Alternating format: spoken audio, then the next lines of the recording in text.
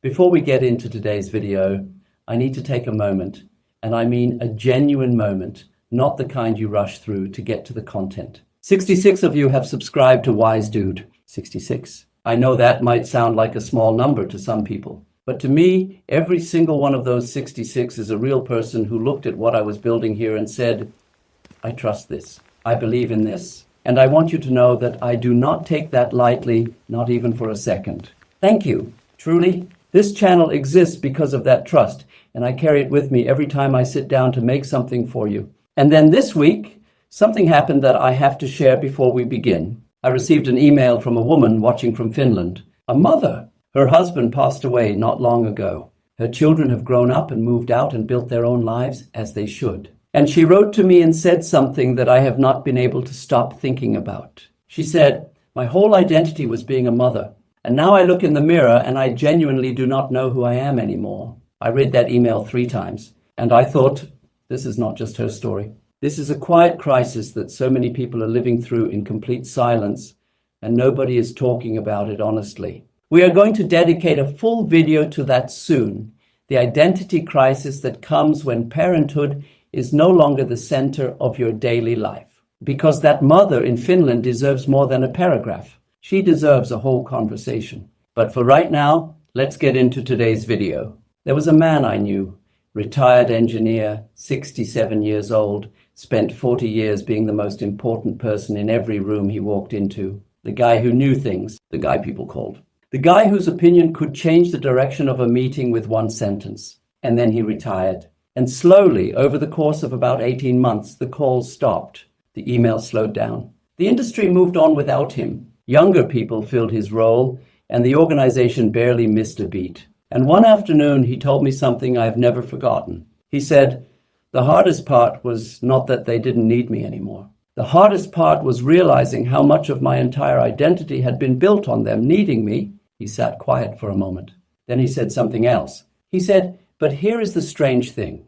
The day I truly accepted that nobody was watching me anymore, I felt something I had not felt in decades. I felt free. That story is why we are here today. We live in a world that has turned relevance into a religion. Every platform, every algorithm, every notification system, every metric we are handed, followers, views, likes, shares, engagement rates, all of it is designed around one central idea.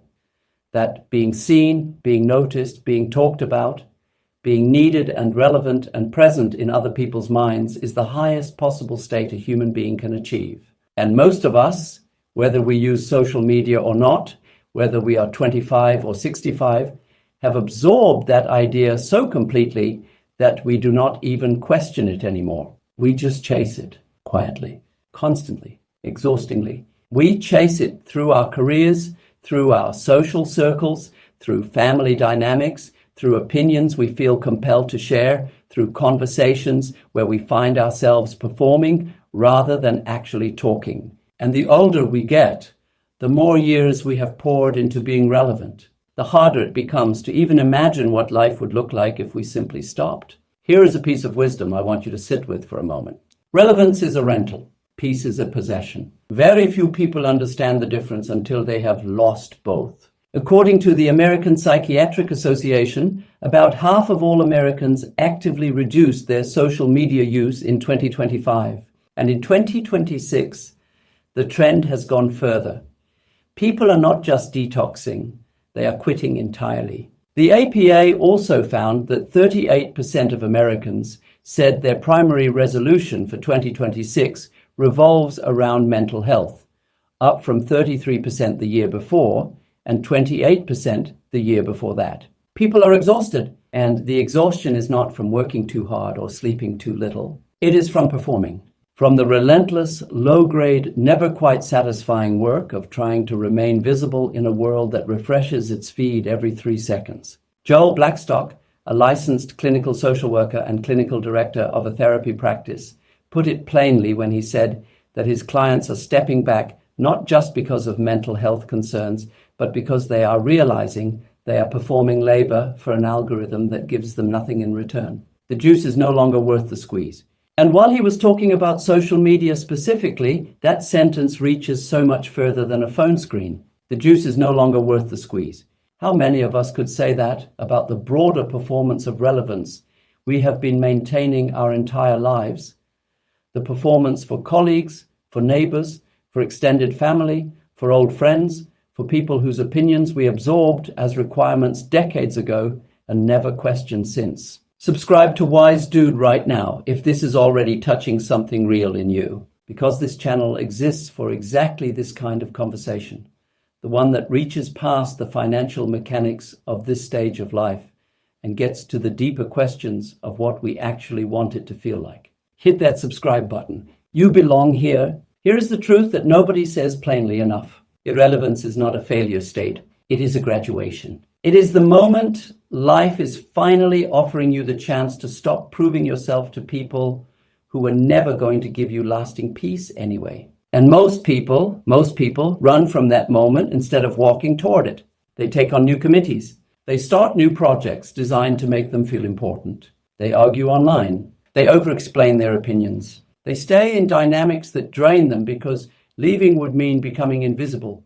And invisible still feels somewhere deep down like the same thing as worthless. But it is not. It never was. The moment you stop performing for the crowd is the exact moment you start truly living. Let me ask you something honest. When was the last time you did something, anything, without any consideration of how it would look to someone else? When did you last eat a meal without thinking about whether it was the right thing to eat? Take a walk without a destination designed to feel productive? Spend an afternoon doing something that had absolutely no career value, no social value, no story attached to it that you could tell later? For most of us, the honest answer is not recently, maybe not in years, and that is not a personal failing. That is what a culture of constant relevance does to a human being over decades. It colonizes your private life. It makes leisure feel like laziness. It makes rest feel like falling behind. It makes simply being just existing, without output, without performance. Without an audience, feel like something you have to earn.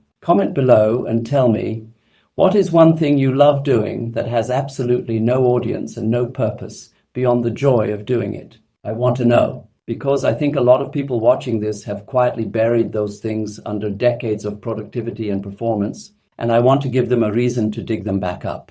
Freedom is not found in being known by many. It is found in being understood by few, or finally quietly by yourself alone. Here is what actually happens when you choose irrelevance, not passively, not from defeat, but deliberately as an act of genuine self-possession.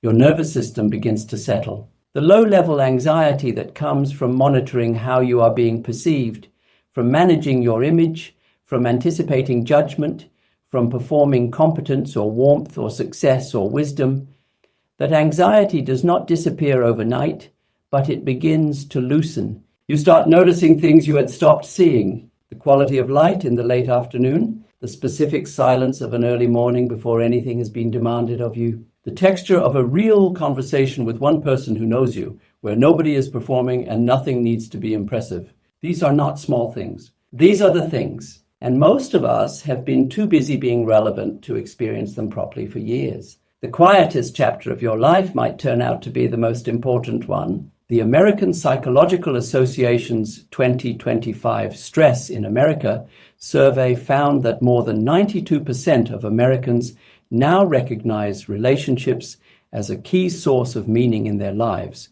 specifically family, friendships, and close personal bonds. Not achievements, not status, not followers, not professional recognition. Relationships, real ones, the kind that do not require you to be impressive, the kind where your presence is enough and your absence is genuinely felt. It does not mean becoming cold or disconnected or indifferent to the world. It means choosing depth over breadth. One real friend over 20 professional contacts. One morning walk you actually feel over 10 Instagram-worthy moments you barely experienced because you were busy documenting them. It means giving yourself permission to have opinions you never share publicly, to read books nobody will ever know you read, to sit in your garden or your kitchen or your car in the driveway for 10 minutes doing absolutely nothing and feeling in some quiet way that does not need to be explained to anyone that this is enough, that you are enough, not because you proved it, not because someone confirmed it, just because you are here and you are alive and you have earned the right to stop justifying that. Invisible is not the same as unimportant. A root lives underground. Nothing grows without it.